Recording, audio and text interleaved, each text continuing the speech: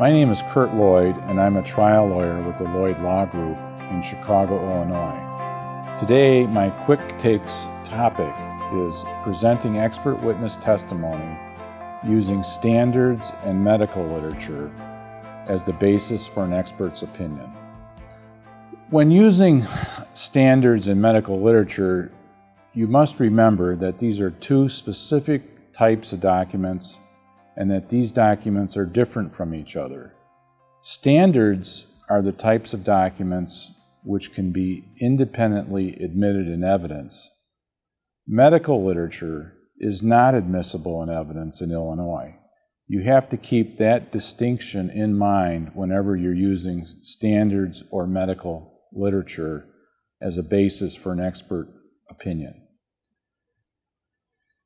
But when using both these documents, there's several things you need to keep in mind. First, you have to lay a foundation for the use of the document. Second, you have to determine whether it's independently admissible or not. Third, you want to decide whether to have your expert read from the document. And fourth, you want to decide whether you can show the document to the jury. With this in mind, let's review these 4 steps. Let's talk about the first step, which is foundations. Whenever you use standards or medical literature as a basis for an expert's opinion, you must establish a foundation for its use. What does that mean? It does not mean that the expert simply thinks that this is something that he relied on. His opinion that it's something I relied on is not sufficient. What the expert must say to a reasonable degree of certainty is that this is the type of document, whether it be a standard or a medical article, which is reasonably relied upon by other experts like him in his field. It has to be a broad opinion that it's the type of information that an expert with his qualifications, his background, his type of practice would rely upon as a reasonably acceptable document. The second step we're going to discuss is whether the document is independently admissible in evidence.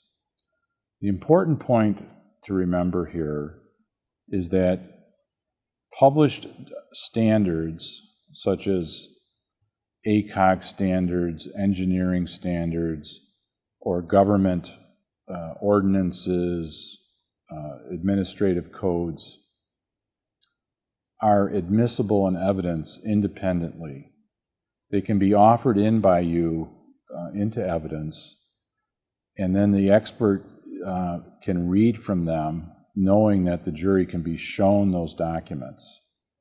When it comes to medical literature, they are never independently admissible, and you have to keep in mind that whatever the expert does with the medical literature, he will not be able to show it or publish it to the jury because it is not independently admissible. The third step in presenting standards or medical literature as the basis for an expert opinion is to properly present the documents so that the expert can read from the documents to the jury. This is the third step, frankly, is reading from the documents.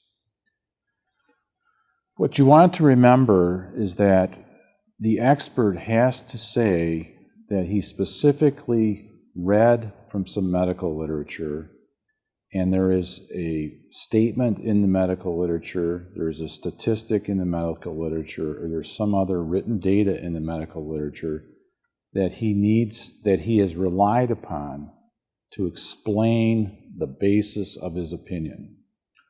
Remember that medical literature is never independently admissible in evidence, so the only way that the expert can actually read from the contents of published medical literature is to state that he needs to use it to explain the basis for his opinion.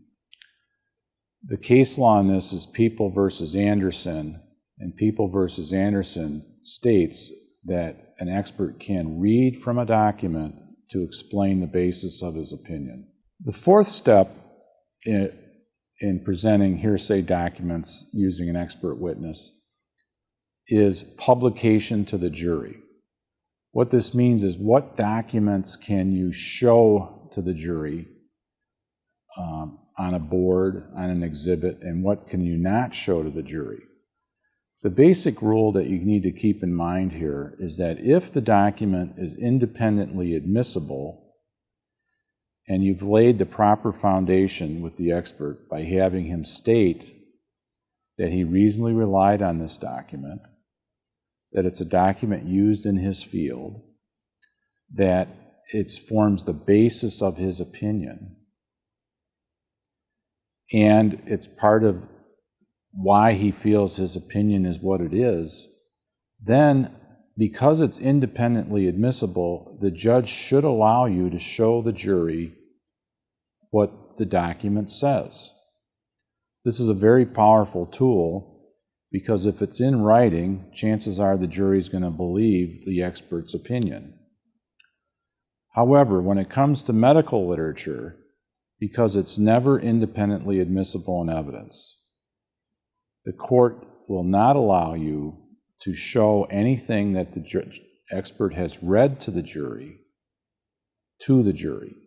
The expert can read from the documents, but you cannot then show those documents to the jury. You cannot blow them up on an exhibit board or on a screen and show them to the jury. So remember, the rule here for publishing documents to a jury, showing documents to the jury, is the document independently admissible in evidence? For more information on presenting expert witness testimony using standards and medical literature, please view my full presentation recorded during the Foundation's Evidence and Objection program and available in the ISBA online CLE archives. Also, for the PowerPoint slides which were used during my full presentation, you can contact me at the address below.